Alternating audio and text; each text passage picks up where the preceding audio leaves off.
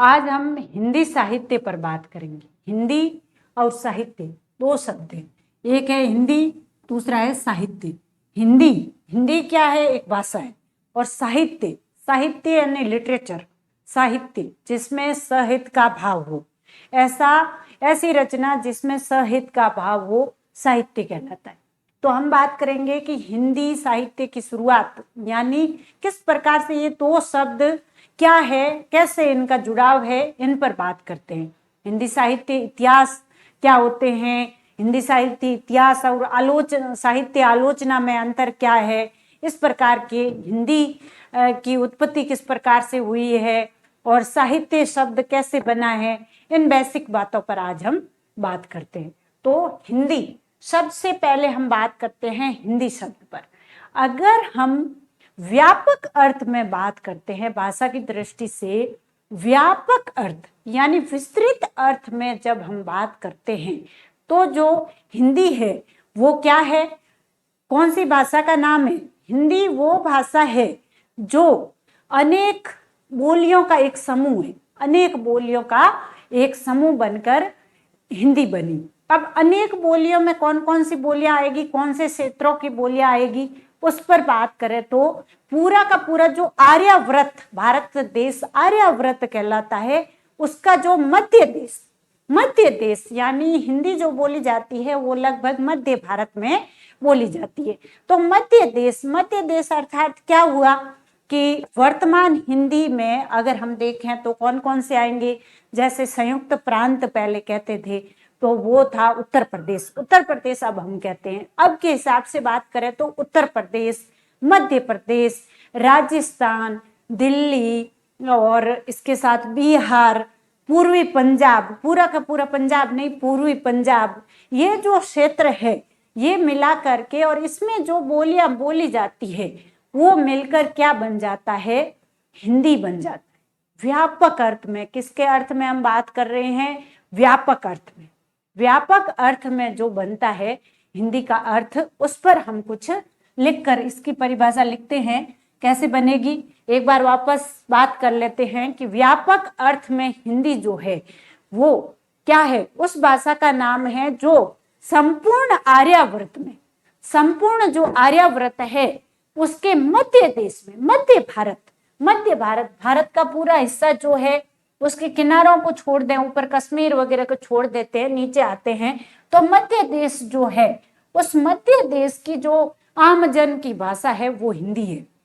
अब मध्य देश में कौन कौन से आते हैं उस पर भी हम बात कर लेते हैं। तो पहला जो है व्यापक अर्थ में,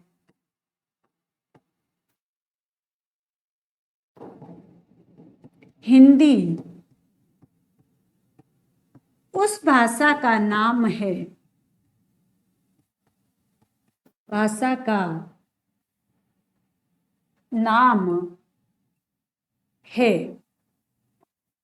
जो संपूर्ण आर्यावर्त,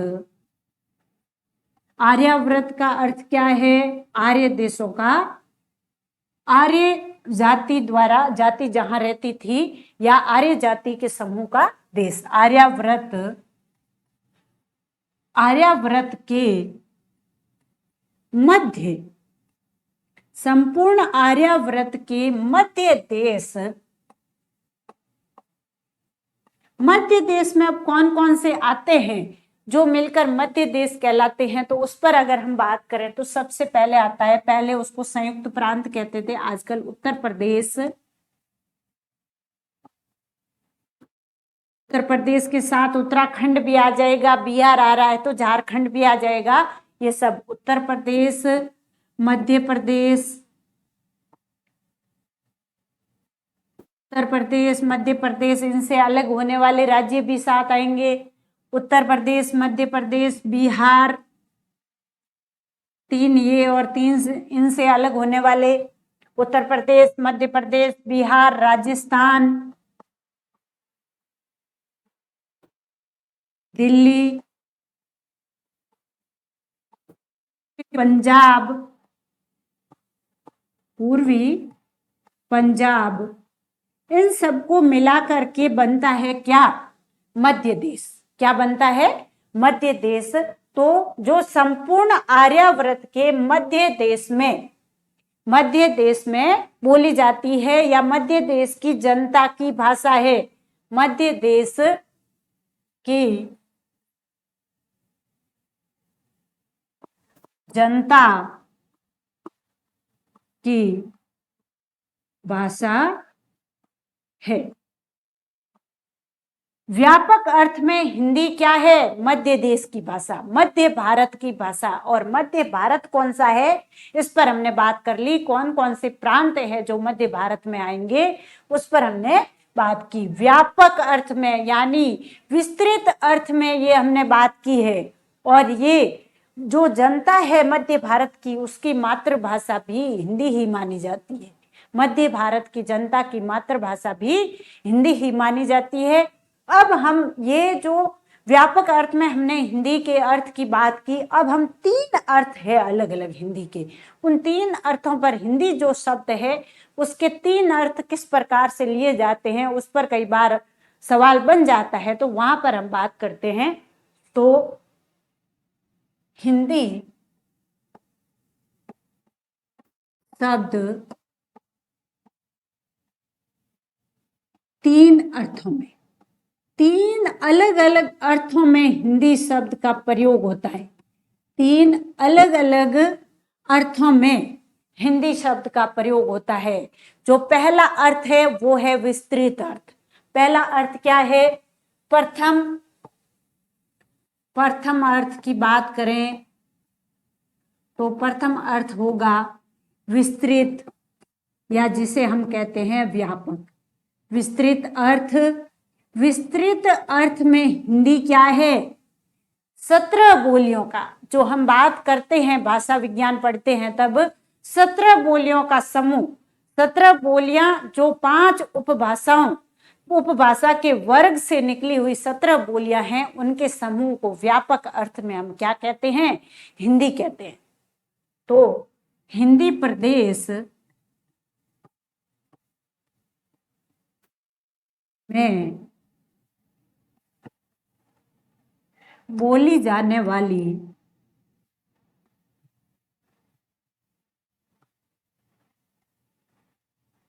17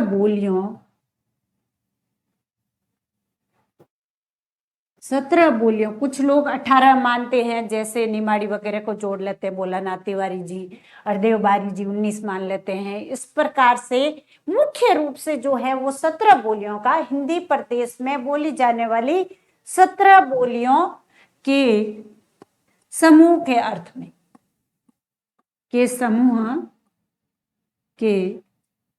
में, ये है व्यापक अर्थ। ये क्या है?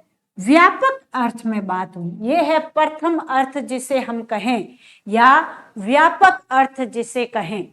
अब दूसरा जो हिंदी शब्द का अर्थ लिया जाता है वो किस प्रकार से? भाषा वैज्ञानिक दृष्टि से।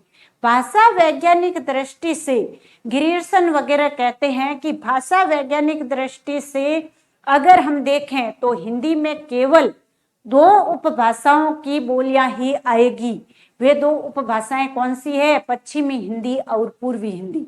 पश्चिमी हिंदी एवं पूर्वी हिंदी को ही वे शामिल करते हैं।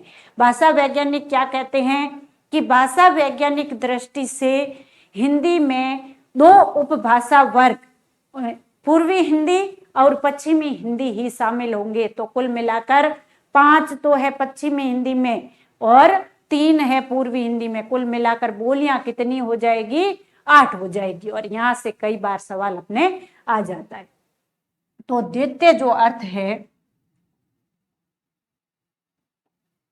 द्वितीय अर्थ की जब हम बात करते हैं तो द्वितीय अर्थ किस दृष्टि से है? ये है विस्तृत अर्थ। अब है भाषा वैज्ञानिक दृष्टि से। भाषा वैज्ञानिक शब्दों पर ध्यान देना पड़ेगा कि प्रश्न में पूछ क्या रहे हैं। भाषा वैज्ञानिक दृष्टि से हिंदी का अर्थ क्या लिया जाता है? हिंदी क्या है? भाषा वैज्ञानिक दृष्टि से हिंदी क्या है? तो उत्तर क्या है? भाषा वैज्ञानिक दृष्टि से हिंदी किसका समूह है? पश्चिमी हिंदी और पूर्वी हिंदी का। भाषा वैज्ञानिक दृष्टि से हिंदी पश्चिमी हिंदी, पश्चिमी हिंदी जो उपभाषा वर्ग है, पश्चिमी हिंदी एवं पूर्वी हिंदी का समूह है। पूर्वी हिंदी का समूह है। यहां पर हमें ध्यान देना है वो शब्द कौन सा है, भाषा वैज्ञानिक दृष्टि। भाषा वैज्ञानिक दृष्टि से अगर पूछा जाए तो हिंदी क्या है, पश्चिमी हिंदी और पूर्वी हिंदी का समूह। अब हम पश्चिमी हिंदी की अगर बात करें तो पश्चिमी हिंदी में, पश्चिमी हिंदी जो है उसमें 5 बोलियां आती है। 5 बोलियां आती है, कौन कौन सी आती है, ब्रज, बुंदेली, कन्नौजी, खड़ी बोली और भांगरू। इन 5 का जो समूह है वो पश्चिमी हिंदी है। पश्चिमी हिंदी क्या है, एक उपभाषा का वर्ग है जो सौर सैनी अपभ्रंश से निकली है। तो पश्चिमी हिंदी जो वर्ग है उसमें आती है 5 बोलियां, 1 2 3 4 और 5। ब्रज, बुंदेली, कन्नौजी, खड़ी बोली और बांगरू, इन बोलियों का समूह किसमें आएगा, पश्चिमी हिंदी में। और जो पूर्वी हिंदी है उसमें आती है 3 ABC। कौन सी, अवधी,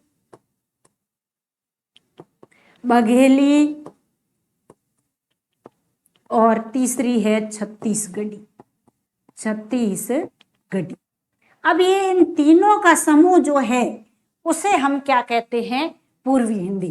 तो 5 ये हो गई और 3 ये हो गई, कुल मिलाकर कितनी हुई, 8।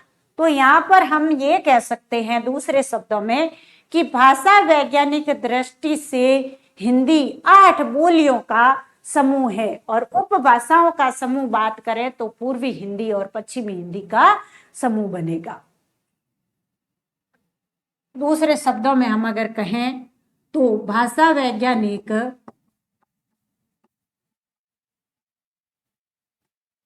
दृष्टि से हिंदी 8 बोलियों का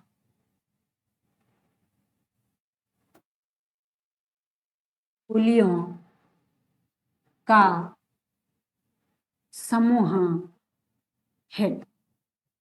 अब यहां पर 8 कौन सी है उस पर हमने बात कर ली। पश्चिमी हिंदी की 5 और पूर्वी हिंदी की 3 मिलाकर के क्या हो गई, 8। ये इस प्रकार से हुआ भाषा वैज्ञानिक दृष्टि से या दूसरे आधार पर अपने हिंदी का अर्थ। अब हम तीसरे आधार पर हिंदी का अर्थ करते हैं या तीसरा अर्थ निकालते हैं तो वहां पर संकुचित अर्थ होगा। उसको हम क्या कहेंगे, संकुचित अर्थ। सबसे पहले आया था व्यापक या विस्तृत रूप में अर्थ, फिर आया भाषा वैज्ञानिक दृष्टि से। अब संकुचित हिंदी का जो अर्थ है यानी जो परिनिष्ठित रूप, आज हम जो कागज पत्री में या फिर समाचार पत्र में या पत्र व्यवहार में या फिल्म उद्योग में जिस हिंदी का रूप, खड़ी बोली हिंदी का परिष्कृत रूप देखते हैं वो तीसरा अर्थ या संकुचित अर्थ है हिंदी का। तो हम ये कह सकते हैं कि संकुचित अर्थ में हिंदी खड़ी बोली हिंदी का परिष्कृत रूप है। खड़ी बोली हिंदी का परिष्कृत रूप है जो भारत देश की सरकारी भाषा भी है। सरकारी राजकाज में भी यह हिंदी प्रयुक्त होती है। ऐसा नहीं है कि सरकारी राजकाज में प्रयोग करना और अवधि वगैरह का प्रयोग कर लिया जाए, ऐसा नहीं। केवल खड़ी बोली का परिष्कृत रूप ही वहां पर प्रयुक्त होता है और इसी को राजभाषा कहा जाता है। तो इसको हम थोड़ा नोट करते हैं। संकुचित अर्थ में हिंदी, संकुचित अर्थ में हिंदी क्या है, संकुचित अर्थ में हिंदी है क्या, हिंदी खड़ी बोली हिंदी क्या है, खड़ी बोली हिंदी का परिष्कृत रूप। खड़ी बोली हिंदी का परिष्कृत या मानक रूप जो सरकारी कामकाज पत्र व्यवहार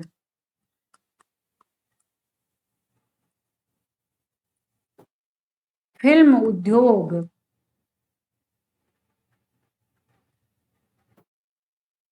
व समाचार पत्रों इत्यादि में प्रयुक्त होता है।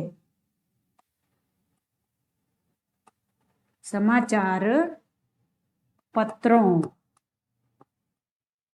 इत्यादि में प्रयुक्त होता है। यानी संकुचित अर्थ में कौन सी हिंदी है जो वर्तमान में चल रही है, जो भारतेंदु युग के आसपास खड़ी बोली हिंदी का परिष्कृत रूप गद्य में लेने लगा था, वो धीरे धीरे आगे जाकर परिष्कार किया महावीर प्रसाद द्विवेदी जी ने, और उन्हीं के नाम पर हम द्विवेदी युग पढ़ते हैं। तो वो जो भाषा है उसका परिष्करण होते होते आज वो राजकाज की भी भाषा है और राजभाषा के रूप में भी जानी जाती है। पत्र व्यवहार, फिल्म उद्योग या फिर मानक कोई पेपर वगैरह जो भी सब कुछ काम हिंदी में होता है वो सारा खड़ी बोली का परिष्कृत रूप है। और यही संकुचित या तीसरा अर्थ है। ये क्या है? तीसरा अर्थ। हम हिंदी के 3 अर्थों की बात कर रहे थे, उसमें तीसरा अर्थ ये है, और यही क्या है? राजभाषा कहलाती है। राजभाषा कहलाती है। यानी हिंदी और अंग्रेजी दोनों में राजकाज के जो कार्य होते हैं उसमें जो हिंदी का रूप चलता है वो क्या है? खड़ी बोली हिंदी का परिष्कृत रूप। ये है संकुचित अर्थ में हिंदी। अब हम बात करते हैं कि हिंदी पर हमने बात की, अब हम बात करते हैं कि हिंदी जो शब्द है वो उत्पन्न कैसे हुआ। हिंदी के 3 अर्थ हमने देख लिए। अब हम बात करते हैं कि हिंदी शब्द आया कहां से, हिंदी शब्द कहां से आया, कैसे आया, जिसे हम आज हिंदी के रूप में पढ़ते हैं। तो हिंदी शब्द की व्युत्पत्ति, हिंदी शब्द की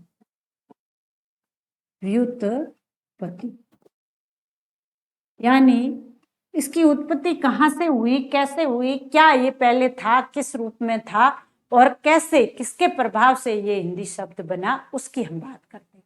तो जो सिंधु है, सिंधु हमारे देश की नदी थी, उस सिंधु नदी से हिंदी शब्द बना है। सिंधु हिंदी का उत्पत्ति स्रोत है। हिंदी शब्द की उत्पत्ति हम लिख सकते हैं कि हिंदी शब्द की उत्पत्ति संस्कृत के सिंधु शब्द से हुई। किससे हुई?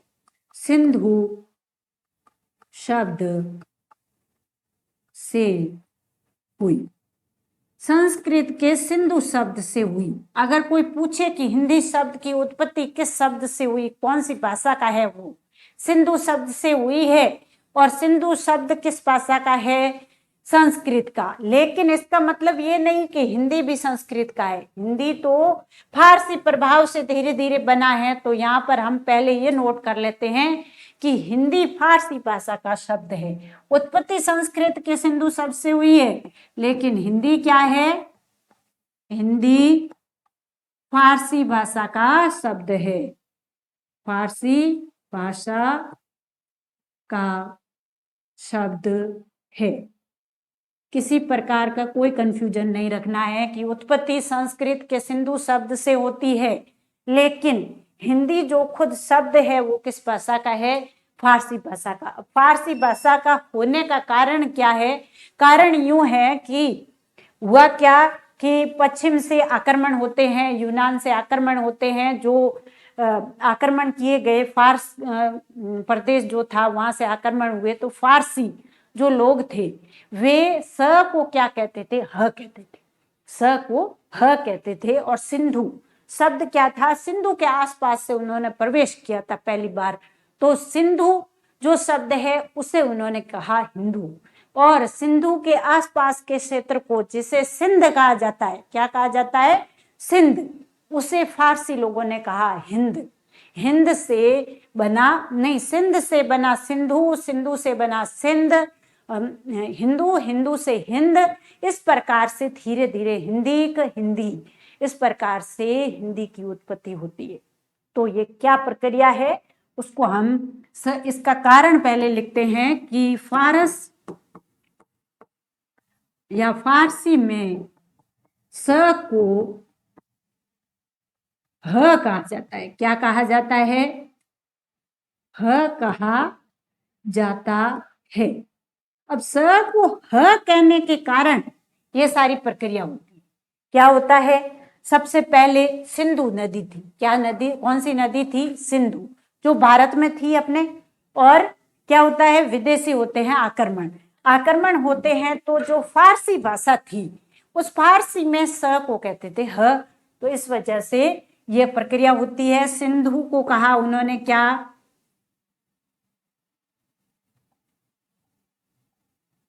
सिंधु, सिंधु को कह दिया, सिंधु नदी थी, सिंधु क्या थी, नदी, उसे उन्होंने कहा हिंदू।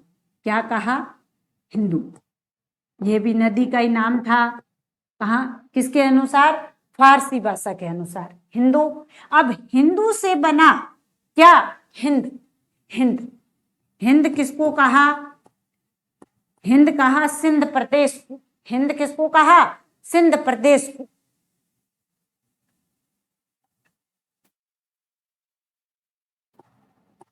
प्रदेश कौन सा, सिंधु नदी के आसपास वाला, सिंधु नदी के आसपास का, तो वो क्या था, भारत था, भारत था। सिंध नदी के आसपास का प्रदेश अर्थात क्या था, भारत था। तो हिंद कह दिया भारत को। फिर हिंदीक, हिंद से क्या बना, हिंदीक, यानी भारत का, हिंदीक, हिंदीक यानी भारत का, भारत का, हिंद का या भारत का। और फिर धीरे धीरे हिंदी शब्द ही भारत की जुबान के लिए भी आया, जबान ए हिंदी, जबान ए हिंदी। और फिर धीरे धीरे हुआ जबान ए हिंदी, और धीरे धीरे जबान ए हट गया और हिंदी रह गया हमारी भाषा के रूप, उससे बना हिंदी भाषा के रूप में। और पहले क्या कहते थे, जबान ए हिंदी, जबान ए हिंदी यानी हिंद प्रदेश के लोगों द्वारा बोली जाने वाली भाषा क्या थी, जबान ए हिंदी या हिंदी। धीरे धीरे ये हिंदी शब्द रूढ़ हो गया, किसके लिए, हिंदी भाषा के लिए। ये इस प्रकार से हिंदी की उत्पत्ति की बात होती है, जो सिंधु से यात्रा शुरू हुई और हिंदी पर आकर रुकती है, जबान ए हिंदी पर आकर रुकती है। अब हमने हेडिंग के अनुसार देख लिया कि हिंदी क्या है। अब हमारा जो टॉपिक है वो है साहित्य। अब साहित्य होता क्या है उस पर बात करते हैं। साहित्य,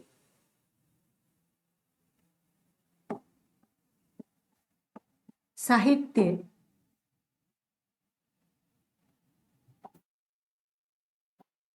साहित्य, साहित्य शब्द का अर्थ क्या है, संस्कृत में कहा गया है सहितस्य भाव साहित्य, सहितस्य भाव साहित्य। संस्कृत में क्या कहा गया है, सहितस्य भाव साहित्य, सहितस्य भाव साहित्य। अर्थ क्या हुआ, सहितस्य भाव साहित्य अर्थात जिसमें सहित का भाव हो वही साहित्य है, जिसमें सहित का यानी हित, कल्याण, सहित का भाव हो उसे साहित्य कहते हैं। सहितस्य भाव साहित्य, यानी जिसमें सहित का भाव हो वही साहित्य है। और अगर हम इस शब्द का विश्लेषण करें, साहित्य शब्द का, तो इसमें मूल शब्द क्या है? हित। मूल शब्द क्या हुआ? शब्द के अनुसार अगर हम देखें तो हित मूल शब्द है, और स इसमें क्या है? उपसर्ग हो गया, स धन हित सहित, और यह इसमें क्या है? प्रत्यय। अब यह प्रत्यय की विशेषता क्या रहती है? यह करता है आदि वृद्धि। आदि वृद्धि यानी क्या होता है? जो प्रथम वर्ण जो रहता है, सहित, पहले हम सहित लिखते हैं, सहित धन य, क्या बना? सहित धन य। तो अब यह जो प्रत्यय है वो क्या कमाल करेगा? ये सहित की मात्रा को तो बढ़ा देगा, उसे हम कहते हैं आदि वृद्धि। और त जो अंतिम वर्ण है उसकी मात्रा को घटा देगा, तो त तो हो जाएगा बेचारा आधा, और स में डबल मात्रा आ जाएगी, अर्थात सा हो जाएगा। इस प्रकार से शब्द जो बनेगा वो बनेगा साहित्य। और अर्थ क्या होगा?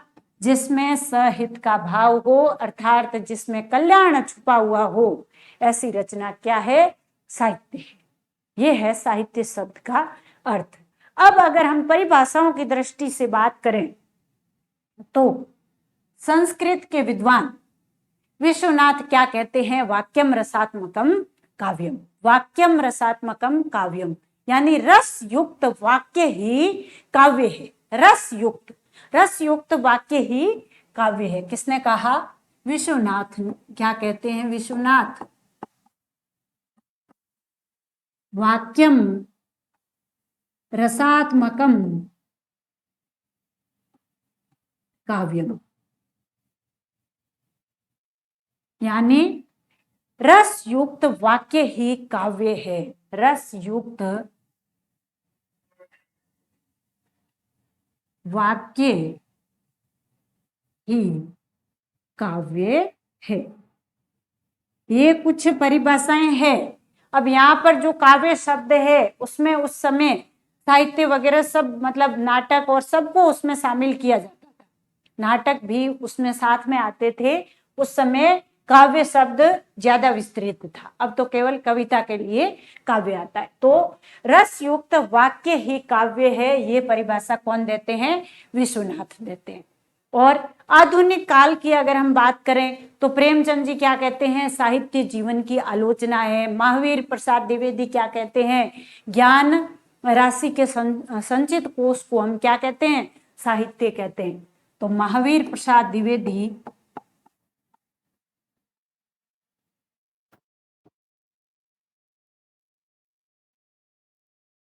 क्या कहते हैं? ज्ञान राशि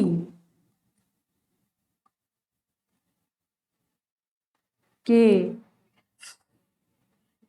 संचित कोष को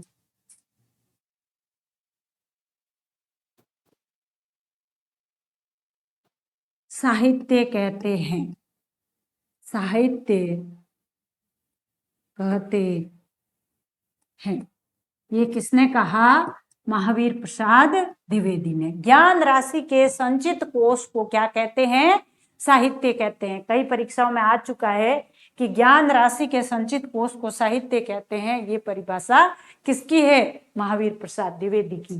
तो द्विवेदी जी के अनुसार साहित्य क्या है? ज्ञान राशि, जो हमारे पास ज्ञान है उसका जो संचित कोष होता है, कोष निर्माण, यानी बहुत बड़ा भंडार होता है, उसे क्या कहते हैं? साहित्य कहते हैं। और प्रेमचंद जी क्या कहते हैं? साहित्य जीवन की आलोचना है। प्रेमचंद कहते हैं साहित्य जीवन की आलोचना है। आलोचना है। ये परिभाषा देने वाले विद्वान कौन? प्रेमचंद जी। प्रेमचंद जी ने कहा कि साहित्य क्या है? जीवन की आलोचना है, यानी जीवन में जो कुछ होता है उसमें गुण दोषों का विवेचन करना ही क्या है? प्रेमचंद जी के अनुसार साहित्य है। इस प्रकार से हम देख सकते हैं कि साहित्य क्या है, उस पर एक परिभाषा हम अपनी खुद की बना सकते हैं। क्या कह सकते हैं साहित्य क्या हो सकता है कि साहित्य जो है वो क्या है, भाषा का एक माध्यम है। भाषा का एक माध्यम है जिसमें क्या होता है, समाज में होने वाली गतिविधियां, समाज में जो गतिविधि हो रही है, समाज की गतिविधियों को मनुष्य मन कल्पना और अनुभूति के माध्यम से, कल्पना और अनुभूति से जोड़ करके प्रस्तुत करता है साहित्य। और साहित्य का मूल उद्देश्य जो रहता है वो लोक कल्याण और मनोरंजन दोनों रहता है। तो इस प्रकार से हम क्या कह सकते हैं कि साहित्य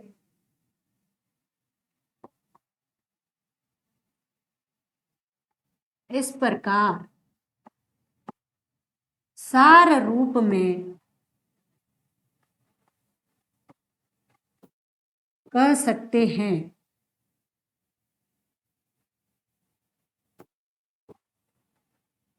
साहित्य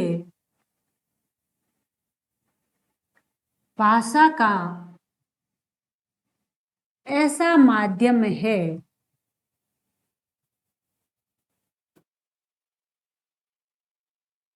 जो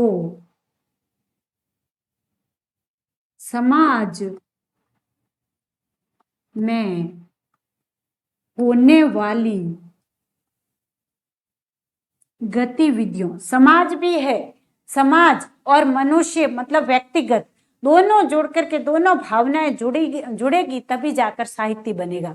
तो समाज में होने वाली गतिविधियों को मनुष्य मन की कल्पना और अनुभूति से, समाज में होने वाली गतिविधियों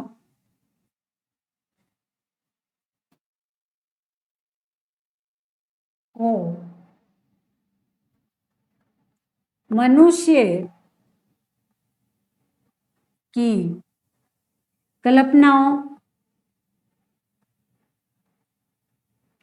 व अनुभूतियों, कल्पनाओं व अनुभूतियों से जोड़कर प्रस्तुत करता है। यानी साहित्य में भले ही वो किसी कोटि की रचना हो, उसमें मनुष्य की कल्पना आएगी, अनुभूति आएगी, समाज में होने वाली गतिविधियां, अगर आज कोई लिख रहा है तो उसके साहित्य या उसकी रचना में कहीं ना कहीं मोबाइल आएगा, इंटरनेट आएगा, कंप्यूटर आएगा, एसी आएगी, सब कुछ आएंगे।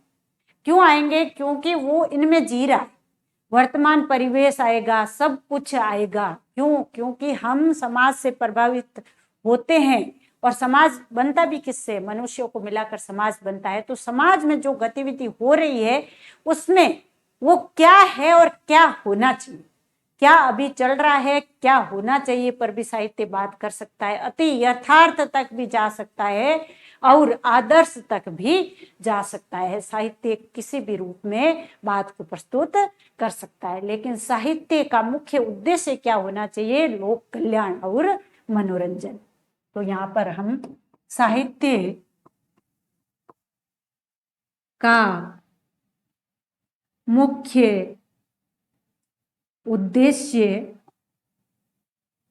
लोक कल्याण, लोक कल्याण यानी जो शब्द का अर्थ था साहित्य का, जिसमें सहित का भाव हो, उसी के अनुसार साहित्य का मुख्य उद्देश्य लोक कल्याण एवं मनोरंजन, मनोरंजन भी हो तभी कोई रचना पढ़ेगा, मनोरंजन दोनों है।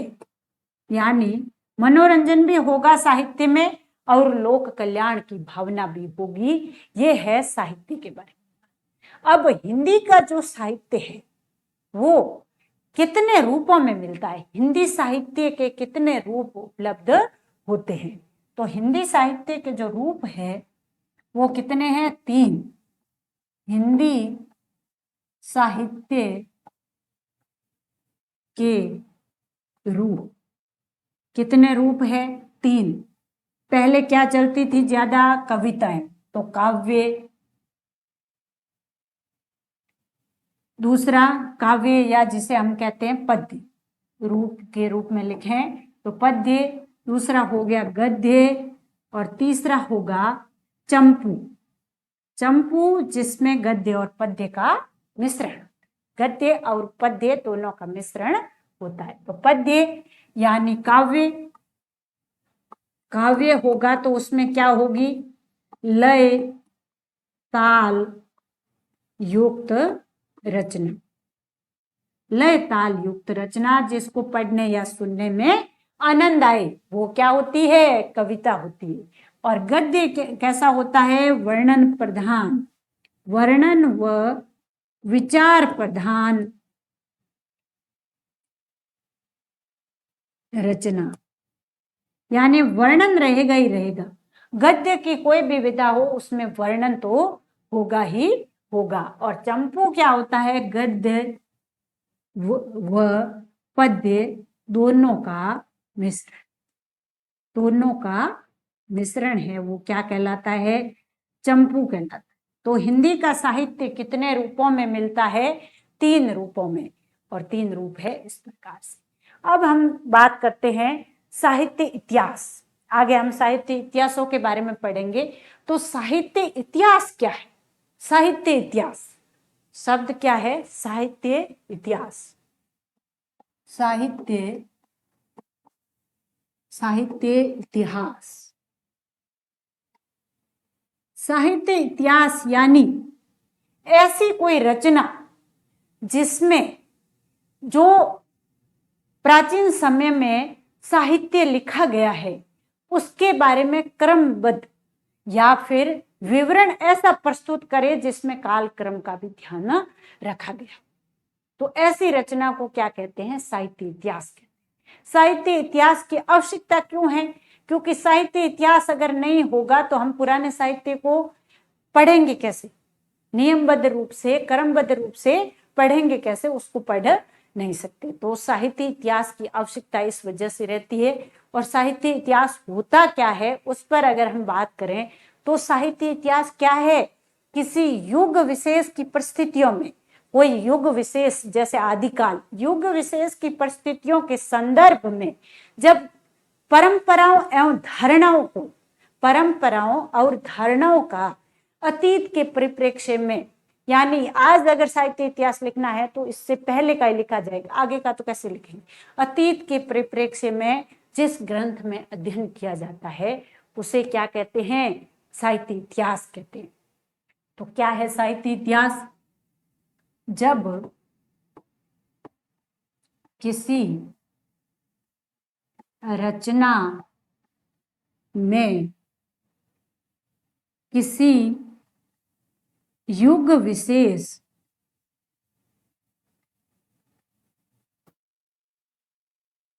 परिस्थितियों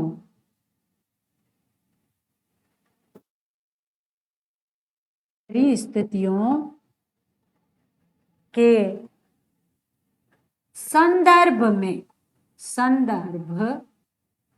में किसी युग विशेष की परिस्थितियां, कि भाई आदिकाल है तो उसमें शुक्ल जी क्या कहते हैं, वीर गाथाएं ज्यादा लिखी गई, उस युग की विशेष परिस्थिति वो रही, राजनीतिक परिस्थिति कैसी थी, युग विशेष की परिस्थितियों के संदर्भ में परंपराओं व धारणाओं, परंपराओं व धारणाओं का अतीत, परंपराओं व धारणाओं का अतीत की सार्थकता के साथ, परंपराओं व धारणाओं को सार्थकता होनी जरूरी है, ऐतिहासिकता होनी जरूरी है, अतीत की सार्थकता के साथ अध्ययन क्या कहलाता है, जब किसी के साथ अध्ययन किया जाता है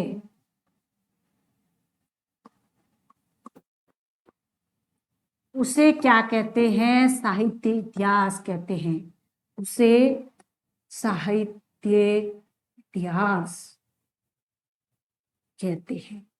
इसमें मुख्य बातें आई, एक तो ऐतिहासिकता का ध्यान रखना है कि ऐतिहासिक तो होनी ही चाहिए कि भाई भूषण ने उस समय लिखा था, भूषण ने इस समय लिखा था, इस बात का तो हमें ध्यान रखना ही पड़ेगा। तो एक तो ऐतिहासिकता हो गई, एक परंपराओं और धारणाओं की स्थापना की जाती है साहित्य इतिहास में। दूसरी जो मुख्य बात है, युग विशेष की परिस्थितियों का अध्ययन साहित्य इतिहास में किया जाता है।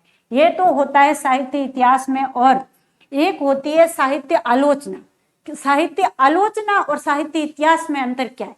आलोचना में क्या होता है, गुण दोषों का, किसी भी रचना विशेष के गुण दोषों का अध्ययन किया जाता है, वो होती है साहित्य आलोचना। यानी गुण दोषों का अन्वेषण जिस कृति में करते हैं, या कृतियों का मूल्यांकन, दो कृति का आपस में तुलनात्मक मूल्यांकन भी हो जाता है, तो वहां पर तो साहित्य आलोचना हो जाती है। यानी कोई भी साहित्य आलोचना में नए मूल्यों की स्थापना होती है, नए मूल्यों की स्थापना, पुराने जो मूल्य स्थापित है उनका अध्ययन करके उनके आधार पर नए मूल्यों की स्थापना की जाती है, और उसमें विभिन्न कृतियों का अध्ययन किया जाता है, गुण दोषों का विवेचन किया जाता है। लेकिन साहित्य इतिहास में गुण दोषों का विवेचन नहीं होता। अतीत के आधार पर, यानी ऐतिहासिक जो परंपरा और धारणा और युग विशेष में उस परिस्थिति को ध्यान में रखकर जो लिखा गया, वो होता है साहित्य का इतिहास। और जो साहित्य इतिहास और साहित्य आलोचना है, वे एक दूसरे के पूरक है। क्यों? क्योंकि आलोचना अगर किसी लेखक को आलोचक का काम करना है, तो उसे साहित्य इतिहास जो उससे पहले लिखे गए हैं उनका तटस्थ अध्ययन करना पड़ेगा, क्योंकि गुण दोषों का विवेचन करने के लिए हमें तटस्थ चीजों की आवश्यकता होती है। और साहित्य इतिहास में भी आलोचक के गुण होने जरूरी है। जब हम साहित्यिक प्रवृत्तियों की बात करते हैं, विश्लेषण करते हैं, तब साहित्य आलोचना वाला गुण भी उसमें आ जाता है। इस प्रकार से ये हमने बात की कि साहित्य, हिंदी का साहित्य क्या है, और उससे जुड़ी कुछ प्रश्नोत्तरी हम देखते हैं।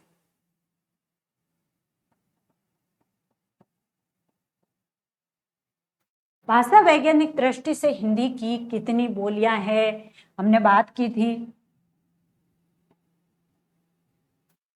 8। कितनी बोलियां थी? 8। 8 कौन सी? पश्चिमी हिंदी की 5 और पूर्वी हिंदी की 3। सिंधु किस भाषा का शब्द है? सिंधु शब्द है वो किस भाषा का है? संस्कृत का। और हिंदी किसका है? फारसी का। हिंदी फारसी भाषा का शब्द है। साहित्य जीवन की आलोचना है। साहित्य को जीवन की आलोचना कहने वाले कौन है? प्रेमचंद जी। प्रेमचंद जी कहते हैं कि साहित्य जीवन की आलोचना है। किसी रचना के गुण दोषों का अन्वेषण किया जाता है किसमें? साहित्य आलोचना में। साहित्य आलोचना में किसी भी कृति के गुण और दोषों का अन्वेषण किया जाता है। फिर साहित्य शब्द का अर्थ क्या है? साथ ही जिसमें हित का भाव, जिसमें हित का भाव वो क्या है? साहित्य। वाक्यम रसात्मकम काव्यम किसका कथन है? विश्वनाथ का। संकुचित अर्थ में हिंदी क्या है? संकुचित अर्थ में तीसरा जो अर्थ है, तीसरे अर्थ में या संकुचित अर्थ में जो हिंदी है वो क्या है? खड़ी बोली हिंदी का परिष्कृत रूप। खड़ी बोली हिंदी का परिष्कृत रूप। परिष्कृत रूप जो है वो क्या है? संकुचित अर्थ में हिंदी है। अगला है, युग विशेष की परिस्थितियों के संदर्भ में विभिन्न परंपराओं व धारणाओं का अध्ययन क्या कहलाता है? विभिन्न परंपराएं और धारणाओं का अध्ययन करना है, किसी अतीत में लिखे गए साहित्य का अध्ययन करना है, तो किसमें किया जाएगा? साहित्य इतिहास में। साहित्य इतिहास। हिंदी शब्द की व्युत्पत्ति का सही क्रम क्या है? इस प्रकार से है। सिंधु नदी का नाम था, सिंधु को हिंदू कहने लगे फारसी प्रभाव से। फिर हिंद प्रदेश के लिए आया, हिंदी यानी भारत का, और हिंदी यानी जबान हिंदी के रूप में या भाषा के रूप में। अगला है, व्यापक अर्थ में हिंदी निम्न में से किस क्षेत्र की भाषा नहीं है? किस क्षेत्र की भाषा नहीं है पर विशेष ध्यान रखना है। पूछा क्या है? नहीं है। तो दिल्ली की है, क्योंकि मध्य देश आ रहा है पूरा, तो उसमें दिल्ली आएगी। संयुक्त प्रांत जो है वर्तमान यूपी और बिहार, राजस्थान, आंध्र प्रदेश नहीं है, आंध्र प्रदेश पड़ता है दक्षिणी भारत में, तो ये इसमें राइट आंसर। पूर्वी पंजाब भी आएगा और मध्य प्रदेश भी आएगा, लेकिन आंध्र प्रदेश व्यापक अर्थ में हिंदी के क्षेत्र में नहीं आएगा।